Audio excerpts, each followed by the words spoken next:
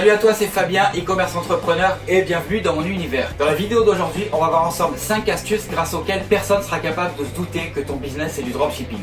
Parce que malheureusement, en 2019, le dropshipping a de plus en plus une mauvaise réputation, donc on va faire en sorte de passer inaperçu. Ok, alors le premier point que je voudrais aborder avec toi aujourd'hui, et c'est très probablement le plus important de tous, c'est que tu dois penser comme outside of the box. Tu vois, je sais pas comment traduire ça en français, tu dois penser en dehors de la boîte.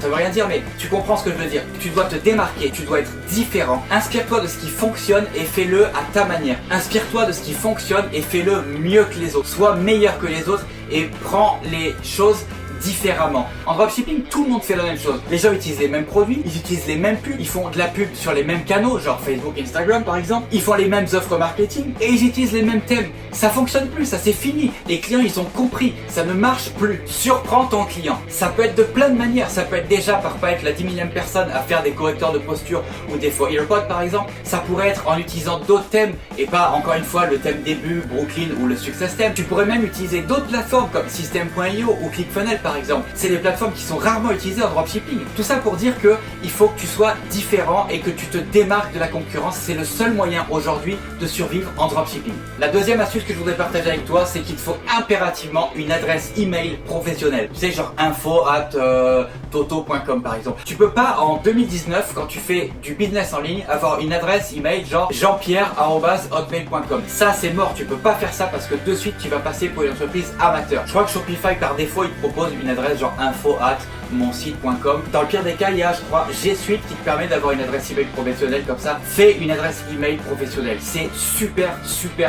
important. La troisième astuce que je voudrais partager avec toi, c'est les délais de livraison. Tu peux plus aujourd'hui en 2019 avoir des délais de livraison de 3 semaines avec AliExpress avec des produits qui viennent de Chine. Les clients, ils sont tellement habitués aux machines de guerre comme Amazon, etc. qui te livrent en 2 jours. Non, j'ai déjà dit ça dans une autre vidéo.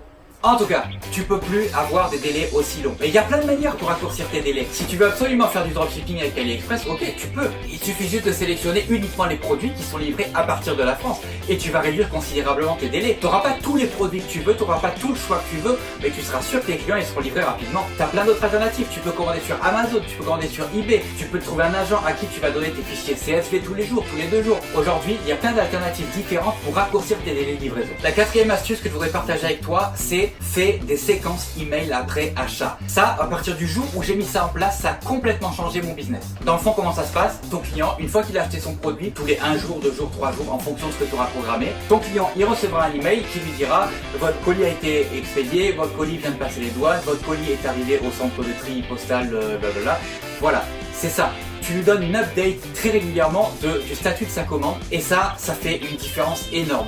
J'ai déjà reçu des emails de clients qui m'ont dit merci de me tenir informé sur ma commande. Il y a beaucoup d'entreprises qui devraient s'inspirer de la vôtre.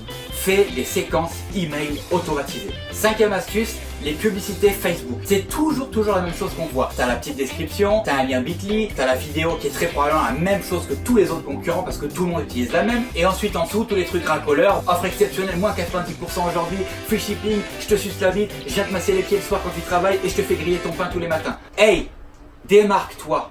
Ça commencerait déjà par ne pas utiliser la même pub que les autres. Regarde les pubs qui fonctionnent et crée les tiennes en t'inspirant de celles qui fonctionnent. T'as d'autres choses aussi. Tu peux changer la police d'écriture de Facebook. Il y a plein de gens qui ne le savent pas, mais tu peux changer la police d'écriture de Facebook. Ça attire l'œil une police différente. Alors je te dis pas d'utiliser des polices farfelues complètement illisibles. Non, il faut que ça reste lisible. Mais il y a plein de polices différentes qui sont super jolies et qui attirent l'œil parce que c'est différent. C'est pas les mêmes qui sont utilisées à chaque fois. Donc tu l'auras compris, le message général que je voulais faire passer dans cette vidéo, il faut s'inspirer de ce qui fonctionne, mais de le faire à ta manière, mais surtout il faut que tu te démarques parce qu'aujourd'hui tout le monde fait la même chose malheureusement et c'est pour ça qu'il y en a plein qui réussissent pas. Voilà, c'est tout pour cette vidéo. Merci beaucoup de l'avoir regardé jusqu'au bout. Mets un pouce bleu, active la petite cloche pour être informé des prochaines vidéos.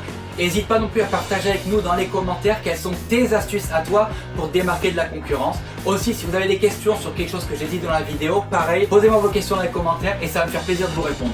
En attendant, moi je vous dis bye bye et on se voit dans la prochaine vidéo.